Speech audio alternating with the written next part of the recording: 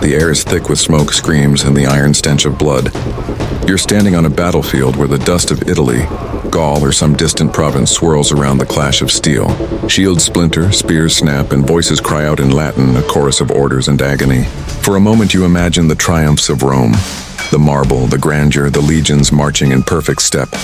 But out here, none of that matters. Out here, beneath the hot sun, men fall. Their bodies torn open by blades and arrows, their cries rising above the roar of battle. And this is where our story begins. What really happened when a Roman legionary was wounded? Did he stand a chance? Or was he abandoned to die among the dust and shadows of Rome's endless wars? Stay with me, because the truth is more brutal, more human, and more haunting than the polished legends we often hear. Picture yourself in the heart of a Roman legion. The line stretches far in both directions, shields locked, the smell of sweat and leather mixing with the acrid smoke of burning fields. You have fought for hours. The weight of your scutum presses on your arm, your gladius slick with blood. Then it happens. A spear from the enemy line pierces past the rim of your shield and strikes your thigh. The pain is sharp, searing, almost blinding. You stumble, legs buckling. Around you the formation holds, the centurion's voice booming, urging the line forward. But you, a single soldier in this ocean of war, have fallen. Now the reality of Rome's battlefield reveals itself. In movies, we see neat lines of soldiers, every casualty immediately tended. In truth, the chaos was merciless. If you collapsed in the front, your brothers in arms might drag you back when there was a brief lull. Or they might have no choice but to step over you, pressing forward to hold the line. The Roman way of war demanded discipline above all else. One soldier's pain could not endanger the stability of the entire legion. And so, wounded men often lay groaning in the dust, trampled by sandals, choking on their own blood while the clash of steel raged above them. But Rome was not entirely heartless. Behind the front line stood something remarkable, something that set the Roman army apart from almost every other force of the ancient world. The Medici, the army's doctors and orderlies stationed near the rear. These were not surgeons in gleaming theaters nor physicians with miraculous cures. They were practical men, trained in the brutal art of keeping soldiers alive. Their tools were simple: scalpels of bronze or iron, hooks, probes, clamps, and cauterizing irons heated in fire. Their knowledge came from trial and error, from centuries of campaigns where men's bodies became grim teachers. If you survived long enough to be dragged or carried to them, you might face another kind of battle, one against infection, shock, and the crude but determined attempts at healing. Imagine lying on a wooden table in a canvas tent, sweat pouring down your face, dirt and blood clinging to your wound. Around you, other soldiers cry out as knives cut into flesh, as boiling oil or hot irons press against gashes to seal them shut. There is no anesthesia. There is only your willpower, the strength of the men holding you down, and the skill of the medic's hand. Some injuries were survivable. A cut to the arm, a slash across the back, even a puncture wound in the leg. If treated quickly and kept clean, a soldier might recover. Others were death sentences. A chest wound, a deep belly wound, a strike to the head. These almost always ended in slow, agonizing death. Roman Medici could remove arrows, sew torn skin, splint broken bones, and stop bleeding. But they could not repair organs crushed by a spear or lungs pierced by a sword. Still, many soldiers lived, and those who did carried their scars like grim trophies. A legionary's body was often a map of his service. Jagged lines where blades had cut, burns where irons had sealed wounds, crooked fingers set hastily in battle camps. These scars were marks of honor, proof of sacrifice. In the campfires of the legion, men would sometimes lift their tunics, showing one another the places where fortune had spared them. For those who could not return to battle, Rome had other fates. A severely crippled soldier might be discharged honorably, given a small pension or land if he had served long enough. Some limped home to villages where they tried to farm, their bodies reminders of the empire's endless hunger for conquest. Others never made it back. They died on campaign roads, left in graves marked by simple stones. The lucky few who healed enough returned to the ranks, fighting again, knowing that each wound brought them closer to either glory or death. Let us walk deeper into this world. Picture the Roman camp after a day of brutal fighting. The sun is setting, casting a crimson glow over tents, ditches, and the weary figures of men cleaning blood from their armor. At the edges of the camp, Medici work tirelessly, their tents lit by flickering oil lamps. Inside, the air smells of iron and smoke. You hear the groans of the wounded, the crackle of fire heating metal.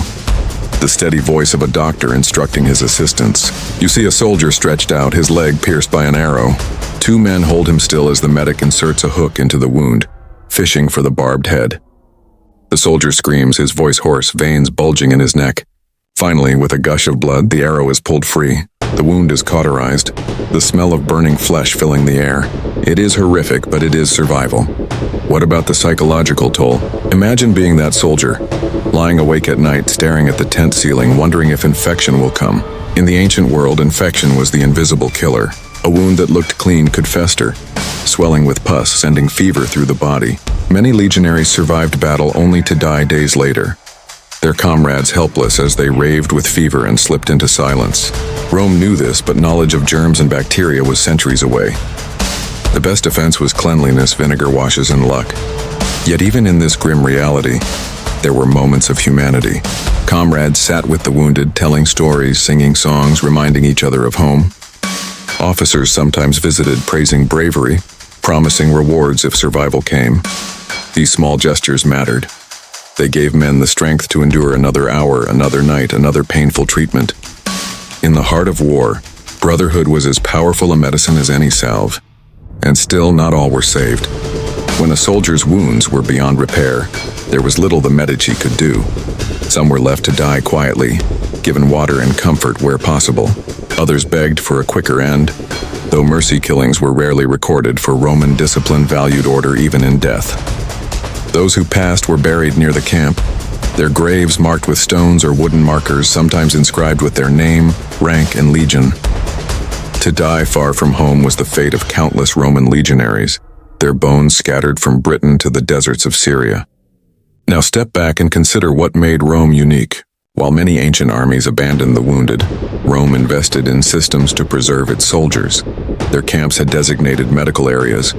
Their legions carried trained doctors.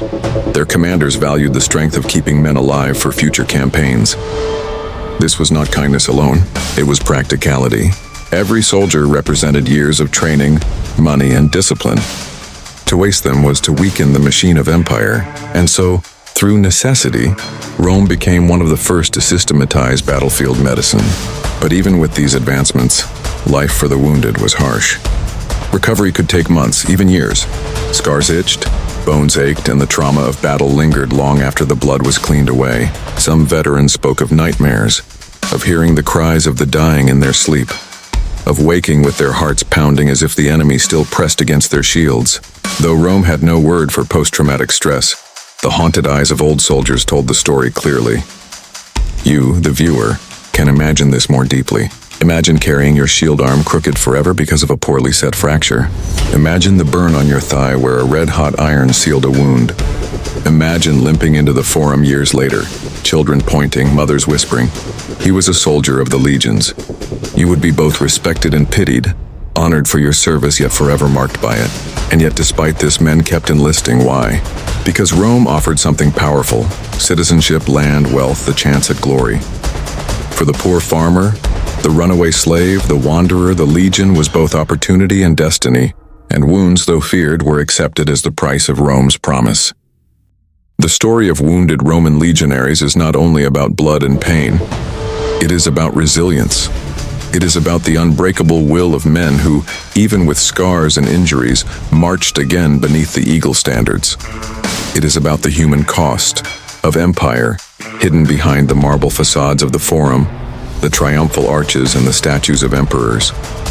Every victory carved in stone was bought with the suffering of countless men who lay in muddy fields, their bodies broken, their futures uncertain. And now, as you sit here watching, you carry their memory. You know that behind the shining armor and disciplined ranks was a world of pain and endurance, of doctors working by lamplight, of soldiers biting down on leather straps to survive another cut of the knife. That is the real story of what happened to Rome's wounded. Not glory, not triumph, but survival, sacrifice, and scars. If this journey into the forgotten lives of the legionaries has moved you, I invite you to join us in keeping their memory alive. Leave a comment below, share your thoughts, and let us know which part of this hidden history struck you most deeply. Subscribe to our channel so you never miss the stories that bring the ancient world to life. And if you are ready to continue the journey, watch our next video where we uncover another secret of the Eternal Empire. Because history is not only about emperors and generals, it is about men like you who fought, who bled, and who endured.